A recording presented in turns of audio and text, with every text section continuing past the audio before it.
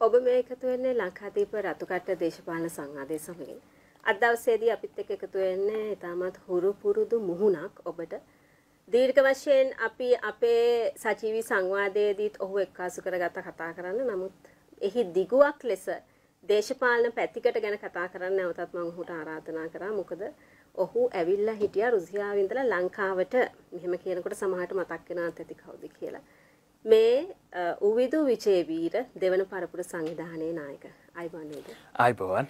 දැන් රුසියාවේ ඉඳලා ඇවිල්ලා මට ආරංචි ඔබ ලංකාව පුරාම යනවා කියලා. මේ සංවිධානයේ කටයුතුත් එක්ක මොනවාද ප්‍රතිචාර මොනවාද ඔබ දැක්කේ හඳුනාගත්ත ප්‍රශ්න ලංකාවේ? ඔව් මම හිතන්නේ මම පහුගිය දවස් කීපෙම ලංකාව පුරාම ඇවිද්දා. විශේෂයෙන්ම ගම්වලට නගරවල මිනිස්සු වැඩ කරන තැන්වල බිමේ කැට ගහිලා මං ලොකු තොරතුරු ප්‍රමාණයක් දැනුමක් ගත්තා. ඉතින් මං හිතනවා ලංකාව ඉන්න බොහෝ දෙනා දැන් ලොකු වෙනසක් හොයනවා. මේ පාටපක්ෂ වලට බෙදිලා අවුරුදු මං හිතන්නේ 73කට වැඩි කාලයක් මේ සමාජය දැන් ඇවිල්ලා ඉන්නවා. දැන් විශේෂයෙන්ම ඉන්න මේ තරුණ පරපුරත් මේ වැඩිහිටි පරපුරත් තේරුම් අරන් තියෙනවා මේ පාර්ලිමේන්තුවේ අපි 225ක ගෙට ගැහිච්ච ප්‍රධාන පක්ෂ 3-4ක් එක ගෙට ගැහිච්ච ලොකු මේ බඩගොස්තරවාදී දේශපාලනයක් තියෙනවා. මේකෙන් එහා ලෝකයක් දැන් මිනිස්සු හොයනවා. ඉතින් බිමේ ලොකු ඉඩක් තියෙනවා අලුත් සමාජ ව්‍යාපාරයකට. ඒ කියන්නේ මේ පාටපක්ෂ වලට ගැට ගැහිච්ච නැති රට ගැන වෙනස් විදියට හිතන අලුත් මිනිස්සුන්ට තරුණයන්ට අලුත් අදහස් වලට ඒ වෙනස් වීමට ලොකු ඉඩක් බිම හැදෙනවා. හැදිලා තියෙනවා. දැන් උවිත ඔතන ප්‍රශ්නයක් එනවා අපිට. අපි පසුගිය මැතිවරණයේදී ඔය වෙනස අපි හෙව්වා. මේ වෙනස හෙව්ව නිසා තමයි මේ වෙනකොට වර්තමාන ජනාධිපතිතුමා මේ ජනාධිපති වෙලා ඉන්නේ. උවිත එතකොට මේ වෙනස හරි ප්‍රශ්නයක්. අපිට දැන් වෙනස කියන එකත් එපා වෙලා තියෙන්නේ. උවිතුගේ වෙනස මොකද්ද? මම හිතන්නේ මේ වෙනසත් ආපහු අපි වැරදි තැනින් අල්ලා ගැනීමක් සිදු වුණා කියන කාරණාව. කියන්නේ ප්‍රධාන පක්ෂ 3-4 ප්‍රතිපත්ති මාලා ගත්තොත් හරි ලස්සනයි හොඳයි. මේ ඕනම ප්‍රතිපත්ති මාලාවක් ගත්තොත් ඕකෙන් රට හදන්න පුළුවන්. හැබැයි තියෙන්නේ මේ රටේ මේ සිස්ටම් එකේ අවුලක් තියෙනවා. මම හිතන්නේ අන්නේ සිස්ටම් එක තමයි වෙනස් වෙන්න ඕනේ. කියන්නේ අර වෙනස කියලා අපි දැන් පාට පක්ෂ වලට හැමදාම බෙදලානේ මේ වෙනස කරන්න උත්සාහ කරන්නේ.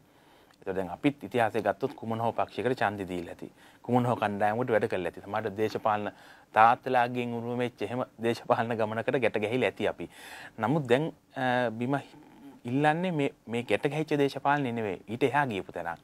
ඒතර මං හිතනවා අපි හිතනවා දෙවන පරපුර හැටියට අලුත් දේශපාලන වේදිකාවක් බී වෙන්න ඕනේ.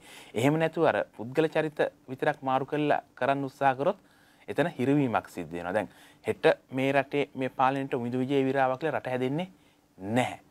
මම නිකන් උදාහරණයක් කියන්නම්. අපි කිව්ව හෙට මේ රට බාර දුන්නයි කියලා රුසියාවේ ජනාධිපති ව්ලාදිමිර් පුටින් මහත්තයාට දැන් රුසියාව කියන්නේ ටිකක් හොඳට ශක්තිමත් රටක්.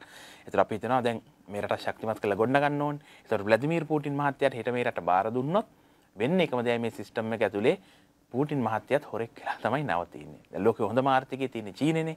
ඒතර අපි කියනවා දැන් මේ ආර්ථිකය අපේ ගන්න දෙයක් නෑනේ. අපි කියනවා චීනේ ෂී ජින්පින් මහත්තයාට අනේ ඇවිල්ලා අවුරුදු 2-3කට මේ රට බාර ගන්න. හදලා දෙන්න කියලා අපි දුන්නයි කියමුකෝ ෂී ජින්පින් මහත්තයාට. මේ තියෙන සිස්ටම් එක වෙනස් වෙලා නැහනේ. ඒතකොට ඒක ඇතුලේ ෂී ජින්පින් මහත්තයා බලය අරගෙන අපි කියමු මාස 2-3ක් ගිහලා බැලුවොත් වෙන්නේ ෂී ජින්පින් මහත්තයාත් පගා ගහන්නයි කොමිස් ගහන්නයි පුරුදුලා නවතිනවා මිසක් රට වෙනස් වෙන්නේ නැහැ. මේ සිස්ටම් එකෙන් වෙනසක් වෙන්න ඕනේ. ඒක ටිකක් ගැඹුරින් සලකන්න ඕන කාරණයක්. ජනතාව වෙනසක් හොයනවා.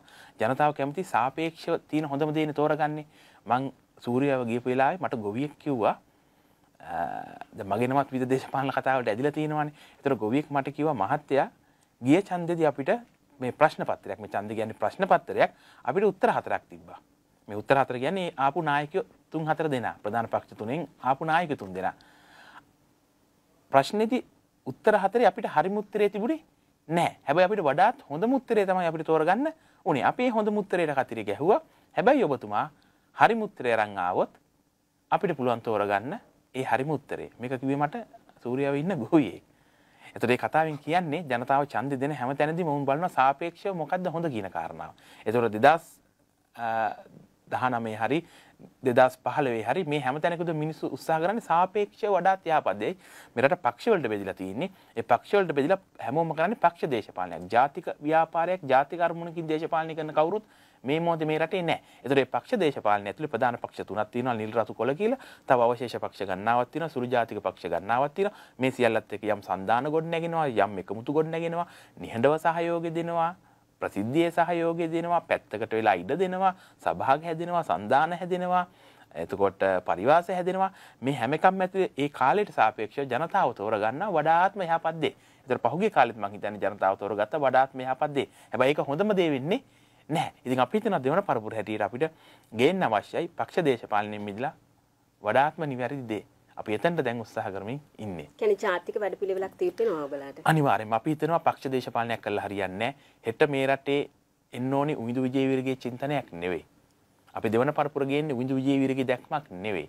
අපිට අවශ්‍ය ජාතික දැක්මක්, ජාතික චින්තනයක්. ඒ ජාතික චින්තනය අවුරුදු 50ක්වත් මේ රට දුවන්න පුළුවන් විදිහට සැලසුම් කරන්න අවශ්‍යයි. ඒතකොට ඒකෙදි ඕනම පක්ෂයක හොඳ මිනිස්සුන්ට එකතු වෙන්න පුළුවන් විදිහට තමයි මේක නිර්මාණය කරන්න බලාපොරොත්තු වෙන්නේ. දවුදු ඔය ගේම් එක වට තනියෙන් ප්ලේ කරන්න බෑනේ. ඒ කියන්නේ උවිදු විජේවීර කියන චරිතේ මේක දේශපාලන බරක් කියනවනේ මේ විජේවීර කියන නමට. උවිදු කියන චරිතය ගත්තොත් සාමාන්‍ය රුසියාවේ දේශපාලන විද්‍යාවට ආචාර්ය උපාධියක් හදාරන අපි මාස්ටර්ස් එක කියන ශාස්ත්‍රපති උපාධියක් දේශපාලන විද්‍යාවෙන් රුසියාවේදී හදාරපු පළවෙනි උපාධිය ඉන්දියාවේදී හදාරපු ලංකාවෙත් ඉගෙන ගත්ත වැටි නැගිට ඉගෙන ගත්ත සාමාන්‍ය තරුණයෙක් උමිදු කියන්නේ. හැබැයි මේ විජේවීර කියන නමට ලොකු දේශපාලන බරක් මේ සමාජයේ තියෙනවා. ඒක මට අයිති දෙයක් නෙවෙයි. ඒක අරගල දෙකකදී 60-70ක ජීවිත පූජා කරපු මේ මව්බිමට ගැට ගැහිච්ච මහා බරක් තියෙන නමක් තියෙනවා. ඒතර ඒකත් එක්ක යම් නමක් මේ බිමේ ගොඩ නැගෙනවා. හැබැයි ඒකම ඒකම විතරක් සාධකේ වෙන්නේ නැහැ මේ රට ගොඩ ගන්න. ඒක අර නමට හැදිච්ච කාරණාවක්. ඊට එහා ගියපු මම අර ඒකනේ කිව්වේ පක්ෂ වලට බෙදිච්ච නැති පිරිසක් එකතුලා කරන්න ඕන වැඩක්. ඒකයි උවිදු විජේවීර චින්තනයක් අපිට අවශ්‍ය නැහැ කියන කාරණා මම කිව්වේ. ඒතර අපේ වටා එකතුලා ඉන්නවා විශේෂයෙන්ම ලොකු තරුණ පිරිසක් සහ රට ආදරය කරන විද්වත් පිරිසක්. සහ මේ රට දාලා ගියපු උගතුන් සහ මේ රට දාලා ගිහිල්ලා ශ්‍රමය පිටරට මෙහෙමන ලොකු කණ්ඩායමක් ඉන්නවා. ඒතර ඒක තමයි මේකේ බලය. මේක අර උවිදු විජේවීර චරිතය නිතින් ඉස්මතු වෙනවා. නමුත් එතනින් එහාට ගියපු අපි ලොකු කණ්ඩායමක් හදන් ඉන්නවා මේ රට වෙනස් කරන්න. එතනිත් අපි බලාපොරොත්තු වෙන්නේ දැන් මේ සාම්ප්‍රදායික දේශපාලනයේ ගැට ගැහිලා ඉන්න කවුරුත් එක්ක ගැට ගැහෙන්නේ නැතුව වෙනස්ව හිතන අලුතෙන් හිතන මිනිස්සු ටිකක් තරුණයෝ වෙන්න පුළුවන්. වැඩිහිටියෝ වෙන්න විශ්වවිද්‍යාල පද්ධතියේ මේ ආචාර්ය මහාචාර්යවරු විදේශ රටවල් උගන්වන අපේ ආචාර්ය මහාචාර්යවරු බොහෝ පිරිසක් ඉන්නවා තාම මේ දේශපාලනයත් එක්ක එහෙම ගැට ගැහිලා දේශපාලනය නොකරපු නමුත් රට සේවයක් කරන්න පුළුවන් මිනිස්සු. සමහරට නිල් පක්ෂ වෙන්න පුළුවන්. සමහරට රතු පක්ෂ වෙන්න පුළුවන්. සමහරට කොළ පක්ෂ වෙන්න පුළුවන්. අපි හැමෝත් එක්කම ගනුදෙනු කරන හැමෝම එකතු කරගන්නවා. අපිට අවශ්‍යතාවය තියෙන අවසානයේ අර ජාතික වැඩපිළිවෙල හදන්න. ඒතකොට මේකේ උවිදු විජේවීර කියන චරිතය අර දේශපාලන චරිතයක් නිසා නිතින් උස්මතු වුණාට මේකේ වටේ ඉන්නවා ලොකු පිරිසක් අපිට අර අවශ්‍ය ජාතික චින්තනයේ වැඩපිළිවෙල නිර්මාණය කරගන්න. කී දෙනෙක් විතර ඉන්නවද ඔබ ළඟ සංඛ්‍යා ලේඛන දත්ත එහෙම තියෙනවද? ඔව් සංඛ්‍යා ලේඛන දත්ත මම හිතනවා අපිට ඉන්නවා 100ක 200ක විතර හොඳ කණ්ඩායමක්. මම මේ කතා කරන්නේ නායක පිරිසක් වගේ එහෙම. මේ කියන්නේ බුද්ධිය පැත්තෙන්. දේශපාලන වීම ගත්තොත් ඊට වඩා ලොකු පිරිසක් ඉන්නවා. අපි දිස්ත්‍රික්ක මට්ටමින් සංවිධානය ගොඩනගලා තිනවා. අපිට දිස්ත්‍රික් නායකයෝ ඉන්නවා, ආසන සංවිධායකවරු ඉන්නවා, ආසන නායකයෝ ඉන්නවා. ඒතර එහෙම ගැට ගහලා ඉන්නේ. ඒතර අපේ ඊට පස්සේ මේ ශේෂ්ත්‍ර වලට අපි බෙදලා තිනවා. කොටස් වලට බෙදලා තිනවා. රටවල් මං හිතන්නේ 10කට එහා අපිට විදේශ කමිටු නිර්මාණය කරලා තිනවා.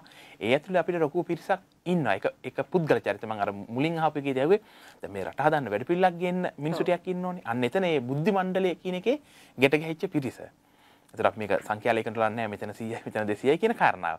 මේක තව පැතිරෙමින් යනවා. අපිට දිනෙන් දින පිරිස් එකතු වෙනවා බුද්ධිමතුන් විවිධ පක්ෂවල වැඩ කරන්නයි කියනවා ජාතික වැඩපිළිවෙලක් තියෙනවා අපි අදහස් අපි දෙන්නම්. ඒතර මට කියන්න බෑ මේ පුද්ගලයා මේ මගේ සංවිධානයේම කෙනෙක් කියලා.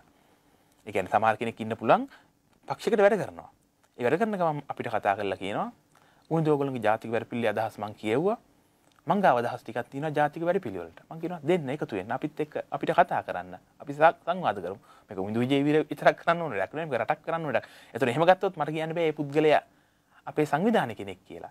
හැබැයි ඔහුගේ බුද්ධිය, ඔහුගේ හැකියාව ඔහු දායක කරනවා මේ අපි යන ගමනට.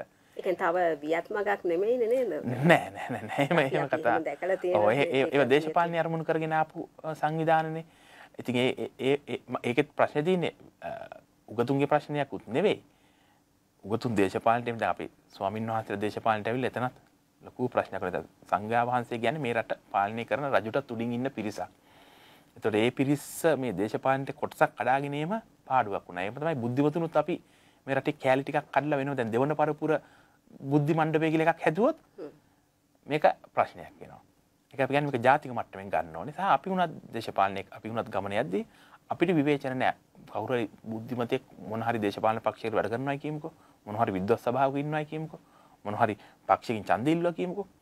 එතකොට ඒ දේශපාලනේ වෙනම තියෙනවා. දැන් අපි ජාතික ගමනක් යන්න උත්සාහ කරන්නේ. ඒතකොට මේ ජාතික ගමනේදී අපි ආමන්ත්‍රණය කරන්නේ අපි බලන්නේ ඔහුගේ දැනුම ශක්තිය. ඔහු දේශපාලනේ ගිහිල්ලා මොන දේශපාලන කාරණාව කරත් අඩුපාඩු ඇති. අඩුපාඩු හදා ගන්න ඕනේ අපි.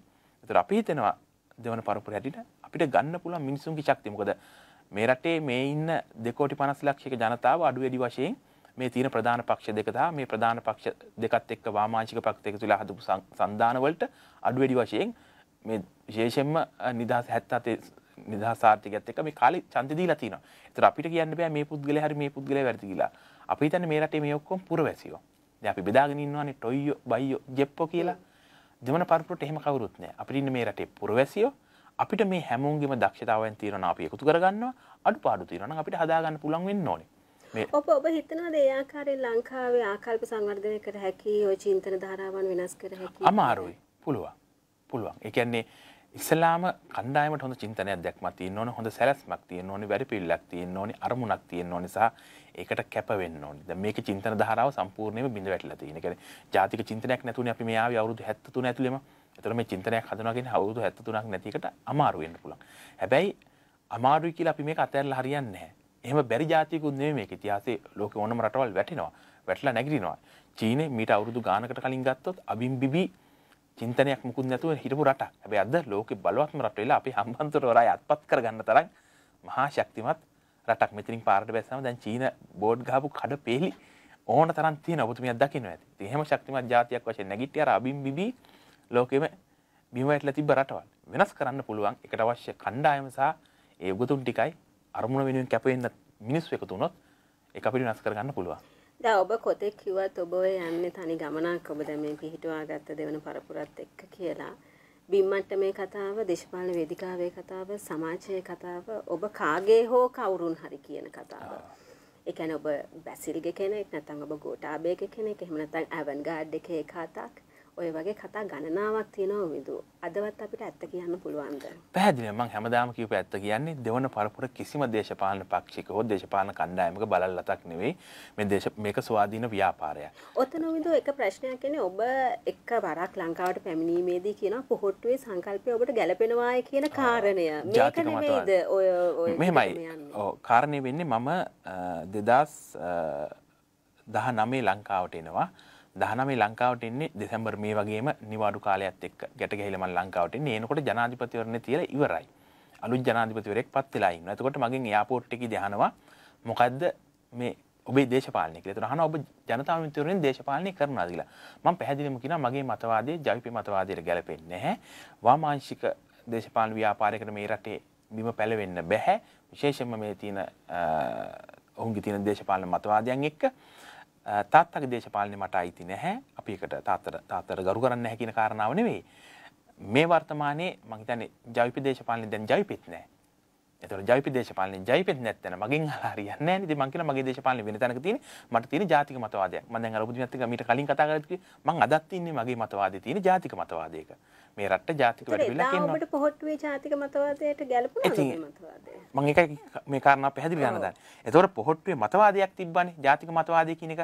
එතකොට උන්ට ප්‍රතිපත්ති මාලාවක් තිබ්බා. එතකොට මගෙන් මාධ්‍යවේදී අහනවා දැන් මේ පොහොට්ටුවේ අලුත් ජනාධිපතිපත් වෙලා තියෙනවානේ. මොකද්ද හිතන්නේ කියලා. ඉතින් මම කියනවා අලුත් ජනාධිපති කෙනෙක් පත් වෙලා ඉන්නවා. හොඳ වැඩපිළිවෙලක් තියෙනවා. අපි බලමු මේක. මේ වැඩපිළිවෙල ක්‍රියාත්මක කරයිද නැත්නම් ජනතාවගේ හොඳ ප්‍රතිචාරයක් තියෙනවා කියන කාරණේ. එතකොට ඒ කාරණාව කියද්දි බොහෝ දුරට මේක ගලප්ප ගන්නවා සමාජයේ විසින් මේ මගේ මතවාදය සහ මේ මතවාද දෙක එකයි කියන කාරණාව. ඒතකොට ජාතික මතවාදය කිව්වම අපි වචනේනේ කියන්නේ. අභ්‍යන්තර කාරණා අපිට විග්‍රහ කරන්න හම්බෙන්නේ නැහනේ. මම ජාතික මතවාදයේ වශයෙන් මොකද්ද කියන්නේ මොකද්ද කියන කාරණා. ඒතකොට ওই කාරණා ටික ගලප ගන්නවා සහ මගේ අර කියපු වොයිස් කට් එකේ සම්පූර්ණ දිග එකක් තියෙනවා. අහනවා මගෙන් ඔබ ඡන්දය ඉල්ලනවාද කියලා. මං කියනවා නෑ ඡන්දය ඉල්ලන්නේ එහෙම තාම තීරණයක් කොහෙන්වත් අරන් නැහැ. ජවිපෙන්වත් එහෙම කාගෙන්වත් නැහැ. මං ඕන කෙනෙක් එක්ක හැබැයි කතා කරනවා කියලා. ඒතකොට මේ සම්පූර්ණ වීඩියෝ ක්ලිප් එක ගන්න නැතුව ඒකෙන් පුංචි කෑල්ලක් කපලා අරගෙන ඒක තමයි අර ඉතාලම එක කනගාටුදායකයි මේ බංකොලොත් වෙච්ච වාමාංශික ව්‍යාපාරයක් මේ තමන්ගේ දේශපාලන පටු අරමුණු සඳහා මේක පාවිච්චි කරන්නේ. ඊට පස්සේ විවිධ දේශපාලන පක්ෂ වලින් ආරාධනා මොකද විජේ විරණවට තියෙනවනේ බරක් ඡන්දේ ඉල්ලන්න මැතිවරණ වලට විවිධ යෝජනා කතා බහ එනවා. ඒතර ඒ කාරණා ටිකත් එක තමයි මේක ගලප්පගන්නේ. මේ ගැලපෙනවා කියන. ඊට පස්සේ මගේ ඉන්ටර්වයුව එකක් ගන්නවා YouTube එකෙන් YouTube ඉන්ටර්වයුව එකක්. ඒකෙදිත් මගෙන් නැවත ඔය ප්‍රශ්නේ අහනවා. ඇයි ජවිපෙ තෝරගන්නේ නැත්තේ කියලා. මම කියනවා නෑ මගේ මතවාදේ ඒ වාමාංශික මතවාදේ නේ මම ඉන්නේ එතනින් මෙහා තැනක. මේ වාමාංශික ව්‍යාපාරේ මේ රටේ සංස්කෘතික පදනම පිළිගන්නේ නැත්තම් මේ රටේ සංස්කෘතික පදනම පිළිගන්නේ නැති කිසිම ව්‍යාපාරයකට මේ රටේ පැලවෙන්න බෑ. ඒකට ගමනක් නැහැ. රුසියාවේ පවා සමාජවාදී බිඳ වැටෙන්න බලපාපු කාරණා අපි ශිෂ්‍යයෝ හැටියට ආචාර්ය උපාධිය හදාරන ශිෂ්‍යයෝ හැටියට අපි හදාarලා තියෙනවා. ලෝකේ පුරාම සමාජවාදී බිඳ වැටලා තින්නේ අපි ඒක තේරුම් අරගෙන තියෙනවා. ඒතර ඒ කාරණාත් එක්ක මම නැවත පැහැදිලි කරන් ඉද්දි ඔය කාලිනකොට විවිධ යෝජනා අදහස් එනවා ඡන්ද ඉල්ලන්න. එහෙම කාරණා ගණනාවක් තියෙනවා. ඒකම ඔබට පොහොට්ටුවෙන් ආරාධනාවක් ආවද? ඡන්ද ආරාධනා හැම පැත්තෙම තියෙනවා. හැම පැත්තෙම තියෙනවා ප්‍රධාන පක්ෂ වලින් තියෙනවා. JVP එකනොත් තියෙනවා. JVP එකෙන් නැහැ. JVPත් එක්ක මම හිතන්නේ JVP එහෙම දේශපාලනයක් නැහැ. ඒ දේශපාලනයක් එහෙම නැහැ. එහෙම කතා බහක් වෙලා නැහැ. මම JVP පන්ති පහ කරලා පන්ති 7ක් තිබ්බ මම කරනකොට 2012 වගේ පන්ති 7 කරා. ඒ පන්ති 7 කරද්දි මට තේරුණා මේ දේශපාලන වැඩ පිළිවෙලට ඉදිරි අමාරුයි කියන කාරණේ. දේශපාලන අපි උපක්‍රම තෝරන්න ඕනේ. ඒක අමාරුයි කියන කාරණේ. එතකොට ඔය ඉන්ටර්වියු එකේදී මගෙන් නැවතත් අහනකොට මම කිව්වා නෑ මගේ මතවාදයේ තියෙන ජාතික මතවාද සහ මං යා යුතු ගමනක් තියෙනවා. ඒ කියන්නේ මම කඳුරු ජීවිතයක ඉන්නේ. එතකොට මේ දේශපාලන ඇතුලේ හිර කළා අපිව තියෙන්නේ. එතකොට ඒක ඇතුලේ අපි යම් තැනක විශ්වාස කරනවා කවුරුන් හෝ අපිට උදව් කරයි කියලා. විවිධ කණ්ඩායම් අපේ මුලින්ම අපේ මාමා හිටියා ඩොක්ටර් ෆර්නෑන්ඩෝ අපිට උදව් කරයි කියලා අපිට නිදහස් වෙන්න ඔහු දේශපාලන වාසි ගන්න ඇවිල්ලා එතනදිත් ඒක බිඳ වැටෙනවා. ඊට පස්සේ පක්ෂ සම්බන්ධන පක්ෂ කියන්නේ ජනතා විමුක්ති වෙරුණා. ඔවුනුත් ඉතා මං හිතන්නේ මේ පෞද්ගලික කාරණා අපි ලොකුට කතා කරන්න ඕනේ. ඔවුනුත් ඒ අපි විශ්වාස කරපු විශ්වාසයන් බිඳවට්ටලා ඒ අපේ නිදහස නැති කියලා අපිව කඳුරට ගාල් කරනවා. ඒ පක්ෂෙත් අපිව බිඳවට්ටන. එතකොට මට දේශපාලනට එන්න නම් මේ තියෙන මාර්ගය ඇතුලේ මං උපක්‍රම තෝරන්න ඕනේ. සහ ලිඳට වැටිච්ච කෙනා ලින්කටෙන් ගොඩ එන්න අවශ්‍ය. ඉතින් එහෙම උපක්‍රම ඇතුලේ තමයි මම ගමන් කරමින් මේ දෙවන පරපුර හදන්න අවශ්‍ය බිම නිර්මාණය කරගන්නේ. මෙතනින් එහාට මම මේක ලොකුට පැහැදිලි කරන්න යන්නේ නැහැ. මම හිතන්නේ මේක තේරුම් ගන්න පුද්ගලයන්ට මේක තේරුම් ගන්න පුළුවන්. ඉතින් ওই කාරණාත් එක්ක ඔය ඉන්ටර්වියු එකේදීත් මගෙන් අහන නැවත ඔබ පොහොට්ටුවට මේ එකතු වෙනවද කියන කාරණාව. ඒතකොට ලොකුට ආරාධනා හැම ලැබිලත් නැහැ. ඒ අහනකොට මම කියනවා ජනතාව මේ මම පොහොට්ටුවේ කෙනෙක් කියලා හිතන්නේ කියලා මම කවදාවත් පොහොට්ටුවේ වේදිකාවකටවත් එහෙම ඡන්ද වේදිකාවකට කවදාවත් නැගලා නැහැ. මගෙන් අහනවා ඔබ මේ පොහොට්ටුවේ එකතු වෙන්න ප්‍රධාන හේතුව වෙන්නේ පොහොට්ටුවට එකතු වෙන්න හේතු වෙන්නේ කියලා අහනවා. මම කියනවා නැහැ. එහෙම එකතු වෙලා නැහැ. විවිධ කතා බහ විවිධ යෝජනා තියෙනවා. නමුත් එහෙම එකතු වෙලා නැහැ. එකම දේ වෙන්නේ මගේ ජාතික මතවාදයයි අර මේ මොහොතේ සහරාන්ගේ ප්‍රහාරයත් එක්ක ඒ ජාතික රැල්ලක් නිර්මාණය වෙනවානේ. ඒ ජාතික මතවාදයයි දෙක ජනතාවයකට ගලප්පගෙන ඔවුන් හිතනවා මමත් මේකේ කොටසක් කියලා මං කියනවා. හැබැයි මේ මාධ්‍යවේදී එක YouTube එකට දානකොට දානවා මගේ මතවාදය පොහොට්ටුවට ගැලපෙනවා උවිඳු විජේ කියලා දානවා. හැබැයි ඒකේ ඇතුළ කතාව ඇහුවොත් මම පැහැදිලිවම කියනවා මේක මඩවලක්. මේ මඩවලේ තමයි අපිට දේශපාලනය කරන්න වෙන්නේ. මේකේ තියෙන මේ ගැඹුර පළල අපි දැනගෙන හිටියේ. හැබැයි කතාව අහන්නේ ඒක දැන් ආයි ස්ක්‍රීන්ෂොට් එකක් අරගෙන අර කෑල්ලත් එක්ක ඒක එකතු කරලා ඒක වෙනම මඩක් විදිහට මේ දේශපාලනය මඩ දේශපාලනය කරනවානේ හැමෝම. ඉතින් ඒ මඩ දේශපාලනය ඒගොල්ලන්ට හොඳට පුරුදුයි. නේ ඉතින් ඒ මඩ දේශපාලනට අපි යන්න සූදානම්කුත් නෑ. අපි දෙන කාලයත් එක්ක මේක ඔප්පු කරන්න පුළුවන්. මේ පැහැදිලිවම මට කියන්න පුළුවන්. කවදාවත් මේ ප්‍රධාන ධාරාවේ පක්ෂයක් එකතු වෙන්නේ නෑ පැහැදිලිවම නෑ. කවදාවත්ම නෑ. අපි හැබැයි දේවල් ඕන තරම් අහලා තියෙනවා. ඒක භාවිතයෙන් පෙන්න. පැහැදිලි කරන්න වෙනවා. ඒ කියන්නේ දැන් මේ ප්‍රධාන දේශපාලන ධාරා ඇතුලේ අපි කඳුරු ජීවිතයන් එකත කරන්නේ. ඒතර මේ අපි ඉන්නේ හමුදාව කියන්නේ මේ රටේ ප්‍රධාන දේශපාලන පක්ෂයක කොමුණ හෝ බලයේ මෙහෙවන පක්ෂය යටතේනේ තියෙන්නේ ලංකාවේ හමුදාව කියන්නේ. එතකොට අපි ඉන්නේ පාලනය යටතේ. ඒතර අපිට සිද්ධ වෙනවා යම් තැන්වලදී උපක්‍රමශීලීව මෙතනින් එළියට එන්න.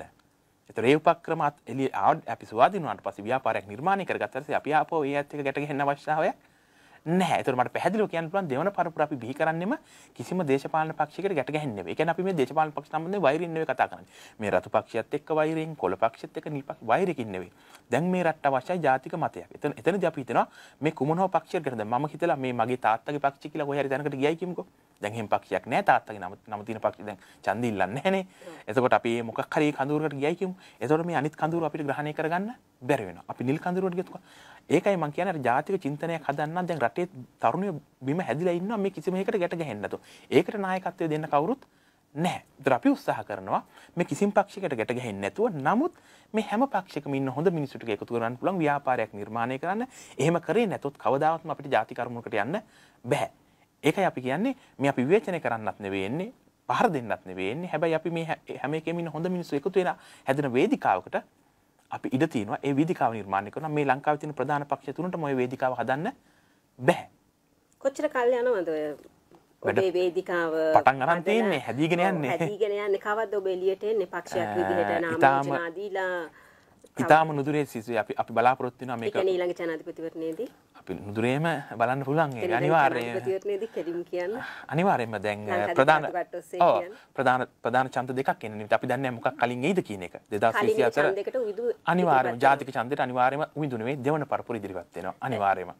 එතකොට නාම යෝජනා දීලා පක්ෂයක් විදිහට එන්න අපි බලාපොරොත්තු වෙන මේ පක්ෂයක් නිර්මාණය කරන්න සඳහා දැන් මේ වැඩ කටයුතු කරගෙන යන්නේ. මොකද අර මං කලින්ම කියපු කතාවයි අපි දැන් ගොඩක් තියෙන චෝදනාවක් තමයි මේ තරුණ පිරිස අපි එකතු කරගෙන ඔය තියෙන බලල්ලක් අතක් වගේ ගිහිලා මේකට එකතු වෙයි කියන කාරණාව. ඒතකොට ඒකටත් ජනතාව හිතන්න පෙළඹෙනවා. මොකද ජනතාවට තාම අපේ පක්ෂයක් දකින්න නැහැ. පක්ෂයක් නොහදන්න අපි තීරණය කරේ අපිට අවශ්‍යයි ජාතික ව්‍යාපාරයක්. අපි පක්ෂයක් හැදුවොත් මේ මොහොතේ ලොකු පිරිසක් එකතු වෙවි. හැබැයි ඒක හදාගෙන අපි ගියොත් අපි ආපහු හිර වෙනවා. මේ ජනතාව දැන් මේ පාර හිරුනේ 2015 යහපාලනයක් ගෙනල්ලා හිරුනේ. ඒ හැමතැනක ජනතාව හිරුනේ මේ පක්ෂ දේශපාලනට ගිහිල්ලා. අපිත් ඕකේ ගියොත් අපි තේරුම් ගන්න ඕනේ අපි වර්ධනය වෙනකොට අර සිදුවත් කුමාරයත් එකරයින් නෙවෙයි මේ ධර්මයේ දේශන අධික සැප විඳලා බැලුවා. අධික දුක දීලා බැලුවා. ඊට පස්සේ මැදුම් පිළිවෙතේ ගිහිල්ලා තමයි මේ ධර්මය අවබෝධ කරගත්තේ. ඒතකොට අපි වුණත් මේ අපි ඊටත් පල්ලෙයන් ඉන්නේ සිදුවත් කුමාරය තරම්වත් එහෙම මේ තැනක නෙවෙයි. ඒතකොට අපි වුණත් මේ දේශපාලන ගමනේ ඇවිදිමින් තමයි තෝරමින් යන්නේ. යන තැන්වලදී අපි සත්‍යය වටහා ගන්නවා. ඒතකොට එහෙම යන ගමනක තමයි අපි දැන් තීරණය කරලා තියෙන්නේ මේකේ අපි දේශපාලන ව්‍යාපාරය නිර්මාණය කරන්න ඕනේ, පක්ෂය නිර්මාණය කරන්න ඕනේ කියන කාරණේ. ඒතකොට මේ පක්ෂය නිර්මාණය කරද්දී මම හිතනවා අපිට යම් කාලයක් අවශ්‍යයි. ඒ කියන්නේ අපිට එකරයින් පක්ෂයක් නිර්මාණය කරන්න බෑ. ඒකට යම් සාධාරණ කාලයක් යනවා. ඒක ලියාපදිංචියට වැඩ පිළිවෙලට. නමුත් අපි මේ මාවතේ ගමන් කරමින් ඉන්නවා. මම හිතන්නේ ඉතාම නුදුරේදී අපිට පුළුවන් මේ අපේ දේශපාලන පක්ෂය කියන දේ එළියට දෙන්න. එතකොට මේ පක්ෂයක් දෙවන පරපුර නමින් දෙන්නේ එහෙම නෑ දෙවන පරපුර කියන්නේ සමාජ ව්‍යාපාරයක්. ඒතර දේශපාලන පක්ෂයකට අවශ්‍යයි දේශපාලන නමක්. ඒතර ඒකට දේශපාලන නමක් ඒවි. ඔනිති ලංකාදීප රතුකට්ට ඔස්සේ අපි මං හිතන්නේ ප්‍රථම වතාවට විදු මේක ප්‍රථම වතාවට මේ කාරණාව එළියට දෙන්නේ අපිට කියන්නේ ඊළඟ මැතිවරණයේදී දෙවන පරපුර සංවිධානය පක්ෂයක් විදිහට එළියට එන සූදානම්. ඉතින් ඔබ සූදානම් වුණොත් සූදානම් යම් කිසි වෙනසකට යන්නට වෙනස්කම් රසක් කරන්නට. ඉතින් ඔබේ අතේ තමයි ජනතා මනාපය තියෙන උමිතු කාල වේලාව අපිට තාමත් සීමිතයි. මට පොඩි උත්තර ටිකක් ඕනේ. මොකද ඔබ ඒ ආකාරයෙන් ඔබේ ඡන්දේ භාවිතා කරනවා නම් උදුගෙන් මම මේ ප්‍රශ්න ටික අහන්න ඕනේ. අද දවසේදී අපිට විලිවහ ගන්න විතරයි පුළුවන් වෙලා තියෙන්නේ. කන්න බොන්න නැහැ. බොහෝ දාර්ශනික දේවල් කිව්වට තේරෙන්නෙත් නෑ නිබඳු. අපි ඔබට මට වැදගත් වෙන රුපියල් 1000ක් අරන් ගිහලා කඩේට ගිහලා බලු ගොඩාක් ගන්න එක. අපි මෙතන නොයේ දර්ශන සංඛ්‍යා ලේඛන කිව්වට වැඩක් නෑ. දෙවන පරපුරට පුළුවන් දෙහෙම දෙයක් කරන්න. මිනිසුන්ගේ කන බොන වියදම ඒ ආකාරයෙන් සකසන්න. පැහැදිලිවම පුළුවන්. ඒ කියන්නේ සැලැස්මක්, ජාතික සැලැස්මක ගමනක් ගිහලා නිෂ්පාදන ආර්ථිකයක් හදලා රටට මුදල් එන්න වැඩ පිළිලක් හැදුවම ජනතාවට පුළුවන් සතුටින් ජීවත් වෙන්න පුළුවන් ආර්ථිකයක් නිර්මාණය කරන්න ඒක කරන්න පුළුවන්. ඒ කියන්නේ අයිමත් පාම් පොලිමක ගෑස් පොලිමක එහෙම ඉන්න අවශ්‍ය වෙන්නේ නැහැ. පැහැදිලිවම. ඒ කියන්නේ දැක්මක් සැලැස්මක් නැතිකමේ ප්‍රතිඵල තමයි අද මේ භුක්ති විඳින්නේ. ඉතින් නිසි කල්පනාකරණයක් අවංක දේශපාලනයක් කරන මිනිස්සු ටිකක් ආවොත් මෙතනට මේක ගොඩනගා ගන්න පුළුවන්. ඒකට මම හිතනවා හොඳ ශක්තිය තියෙන ධෛර්යය තියෙන ලොකු පිරිසක් මේ රටේ ඉන්නවා. ඒ මිනිස්සුන්ට එකතු වෙන තැනක් හදලා නැහැ. එකතු වෙන තැන හදලා ඒ මිනිස්සුන්ගෙන් වැඩක් ගත්තොත් අපි වැඩක් ගත්තොත් ඔය පෝලිං වල ඉන්න වෙන්නේ නැහැ. විධායක ව්‍යවස්ථාදායක අධිකරණයේ ලංකාවේ හරි ප්‍රශ්නයක් කළා. සමබර නැහැනේ මේ ප්‍රශ්නේ. මේ ප්‍රශ්නට ඔබට විසඳුමක් තියෙනවා. පැහැදිලිවම මේ තියෙන දේශපාලන ක්‍රමය වෙනස් කරන්න අවශ්‍ය. මම දේශපාලන විද්‍යාව සම්බන්ධයෙන් ආචාර්ය උපාධියක් හදාරන්නේ. ලංකාවේ මං හිතන්නේ 77න් පස්සේ මේ නිර්මාණය වෙච්ච දේශපාලන ක්‍රමය ඇතුලේ බඩගෝස්තරවාදී දේශපාලනයක් තියෙන්නේ. විධායකට අධික බලතල ප්‍රමාණයක් දීලා ව්‍යවස්ථාදායක සහ අධිකරණය හීන කරලා තියෙන්නේ. ඒතකොට අර අපි සාමාන්‍ය උදාහරණයක් කියනකොට මේ වහලක් රඳවලා තියෙනවා කණු තුනක. ඒතර මේ කණු තුන එක වගේ ශක්තිමත් වෙන්න ඕන කියලා කියනවා. ව්‍යවස්ථාදායක, විධායක, අධිකරණ. හැබැයි දැන් වෙලා තියෙන ව්‍යවස්ථාදායක කියන එක ඊටාම ශක්තිමත් උසයි. අනිත් දෙක දුර්වලයි. මේ දෙක දුර්වල වුණාම වෙන්නේ මේ රාජ්‍ය කියන එක කඩන් වැටෙන්න පුළුවන්. ඒතර එහෙම තැනක අපි ඉන්නේ.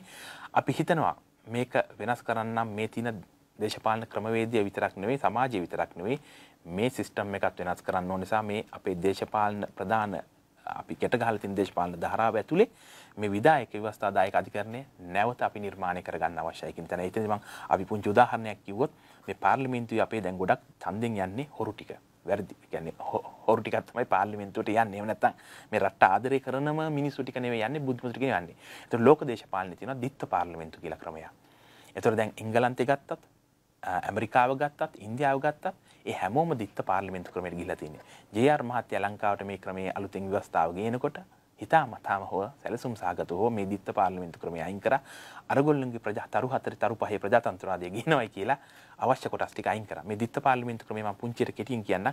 පාර්ලිමේන්තුවේ කොටස් දෙකක් තියෙනවා. පහළ පාර්ලිමේන්තුව සහ ඉහළ පාර්ලිමේන්තුව. අපි හිතනවා ඉහළ පාර්ලිමේන්තුවට යන්න ඕනේ රටේ බුද්ධිමතුන්. විගණාධිපතිවරයා තමන් ශේෂ්ත්‍රයේ ඉගෙනගෙන උඩටම ගිහිලා විගණාධිපති ධූරයෙන් විශ්‍රාම ගන්නකොට ඔහු ඡන්දය ඉල්ලන්න තුව නිතින්ම මේ ඉහළ පාර්ලිමේන්තුවට එන්න ඕනේ. කුෂිකර්ම ශේෂ්ත්‍රයේ, දීවර ශේෂ්ත්‍රයේ මේ හැම අමාත්‍යාංශයකම ඉන්න දෙපාර්තමේන්තුවකම ඉන්න රාජ්‍ය නිලධාරියා ඉන්නවනේ. විශ්වවිද්‍යාලයෙන් උපාධිය අරගෙන අවුරුදු 30ක් 40ක් ඉගෙනගෙන ඒවල අවුරුදු 30ක් 40ක් වැඩ කරලා ඒ පන්නරය අරගෙන එනවනේ ලේකම් ධූරයට ඔය ඉහළම පුටුවට. එන්නේ දේශපාලන පත්වීම නෙවෙයිනේ.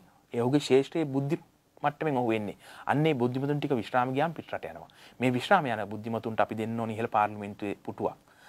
අනිත් හැම ශේෂ්ත්‍රයකම. ඒතකොට මේ පාර්ලිමේන්තුව ඡන්දෙන් නෙවෙයි තේරෙන්නේ. ඒතකොට ඒගොල්ලෝ ඡන්ද වලට ගැට ගැහිලා නැහැ.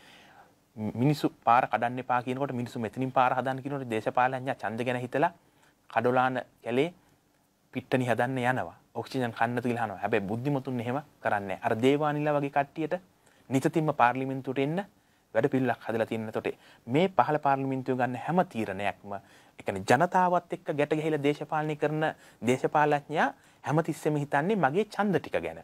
ඒක ස්වභාවයි. ඒක ස්වභාවිකයි. එතකොට ඔහු ඒක ඇතුළේදී රට්ට වැරදි තීරණ ගන්නවා. ජාතිවාදී පදනමින් තීරණ ගන්නවා. A9 පාර ගත්තොත් මහනුවර ඉඳන් යාපනයට යන අකුරුන් හරියදී පළල් කරන්න බෑ. කොච්චර කොහෙන් පළල් කරත් ඡන්ද ටික ගැන හිතපු දේශපාලඥයෝ මේ සැලසුම් ක්‍රියාත්මක කරන්න දෙන්නේ නැහැ. එතකොට ඉහළ ඉන්නවා නම් බුද්ධි මණ්ඩලයක් මේ දෙවන පාර්ලිමේන්තුවේ ඒ බුද්ධිමතුන්ට ඡන්ද අදාළ නැහැ.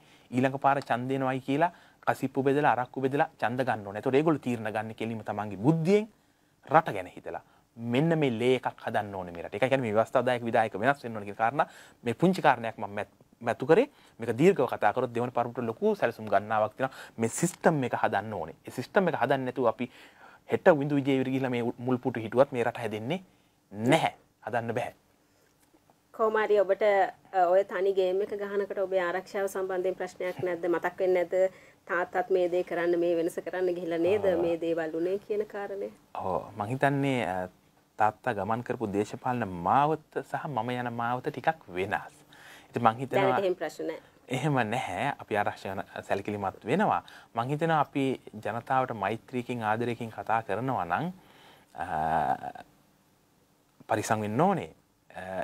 ඔබ යන ගමනත් ඒකට රුකුලක් වෙනවා. ඔබ මොන වගේ විදිහට මිනිස්සුත් එක්ක ගැට ගැහෙන්නේ කියලා. දැන් 88 89 ලොකු බරක් තියෙනවා මට. ඒ කියන්නේ 88 89 කරදර වෙච්ච ජනතාවක්. ඔව් ඒ බය තියෙන්නත් පුළුවන්. මේ බය නැති කරන්න ඔබ ළඟ වැඩපිළිවෙලක් තාත්තට තියෙන බය සමහර අනිවාර්යෙන් මම ඒක තමයි පටන් ගන්නකොටම දේශපාලනේ වෙනත් තැනකින් වෙනත් ධාරාවකින් පටන් ගන්නෙ. මොකද මම හිතනවා ඒ ඉතිහාසයේ ඒ කරපු දේශපාලනේ ආපහු කරන්න බෑ. ඒකට ඉඩක් නැහැ දැන් සමාජයේ. නිතරම කියනවා ඒක. අරමුණු වලට අපිට යන්න පුළුවන්. රට හදන අරමුණක් නෙතිබ්බේ. ඒතර ඒ රට හදන අරමුණට යන්න පුළුවන්. නමුත් ඒ පාරේ අපිට යන්න බෑ. ඒතර අපි වෙනස් පාරක් තෝරා අරගෙන තියෙන්නේ. ඉතින් මම හිතනවා ඒකෙදී අපි අවංකව මේ ආදරණීය මිනිසුත් එක්ක ගැට ගැහුනොත් ඒ ජනතාවගෙන් අපිට ඒ ආරක්ෂාව ලැබේ. ජනතාව අපිව තේරුම් ගනීවි කියන කාරණාව. ඒකත් එක්ක මම කියනවා අර විවේචන දේශපාලන නිසා වෛරීය දේශපාලනට අපි ආ යුතු නැහැ. ඒක තමයි මටත් තියෙන ලොකු චෝදනාවක්. මෙයා විවේචනය කරේ නැද්ද? අරයා විවේචනය කරන්නේ නැද්ද? ඇයි මෙයාට බයින් නැති කිය අර නිකන් හරි සරල මේ ප්‍රශ්න අහන. මොකද ඒගොල්ලෝගේ දේශපාලන නායකයෝ පුරුදු කරලා තියෙන මේ මිනිස්සුන්ට බනින්න විවේචනය කරන්න කියලා. අපි ප්‍රශ්නේ දකිනවා. හැබැයි අපිට අවශ්‍යයි උපක්‍රමශීලීව මේක විසඳන්න. අපිට උපක්‍රමශීලීව මේක කොක්කෙන් හරි ගෙක්කෙන් හරි මේක හදන්න ඕනේ. බෙහෙම ස්තුතියි උවිදු. ඉතින් මේ ආකාරයෙන් එක්කාසුනාට ඉතින් මේ වගේ පොඩි කාලෙකදී රටේත් කරුණු කාරණා කතා කරලා අවසන් කරන්න බෑ. නමුත් ඔබ රුසියාවේ ඉඳලා ලංකාවට ඇවිල්ලා ඉන්නකොට මම බොහොම අමාරුවෙන් අල්ලගත්තා. ලොකු වැඩ කොටසක් කරන ගමන් තමයි හිටියේ. හරිම අමාරුවෙන් අපිට වේලාවක් වෙන් කරගෙන මේ ආකාරයෙන් පැමිණීමට බෙහෙම ස්තුතියි අපේ මැදිරියට. තා බොහෝ දේවල් තියෙනවා කතා කරන්න අපි ඉස්සරහදීත් කතා කරමු. ඔබට ප්‍රශ්න තිබෙනවා නම් මේ වීඩියෝ යටින් කමෙන්ට් කරන්න. අපි උබින්දුට ආරාධනා කරනවා අපේ වීඩියෝ එක යටින් ඒ ඔබ පවසන දේවල් වලට විසඳුම් ලබා දෙන්න උත්තර ලබා දෙන්න කියලා. අනිවාර්යයෙන්ම. ඉතින් බෙහෙම ස්තුතියි. ඔබ මේක තුනේ රතුකට්ට ලංකාදීප රතුකට්ට දේශපාලන සංවාදයේ සමගින් උවිදු බොහොම ස්තුතියි. හරි. ඔබතුමියටත් මාධ්‍ය ආයතනයටත් අපේ දෙවන පරපුරේ විශේෂ ස්තුතිය පුද කර සිටිනවා අපිට මේ අවස්ථාව ලබා දුන්නට. අනිවාර්යයෙන්ම කමෙන්ට් හරි මොන හරි ප්‍රශ්න තියෙනවා නම් අපි අනිවාර්යයෙන්ම Facebook එකෙන් එකතු වෙලා ඒකට උත්තර ලබා දෙන්න. බොහොමත්ම ස්තුතියි. අයිබෝන්.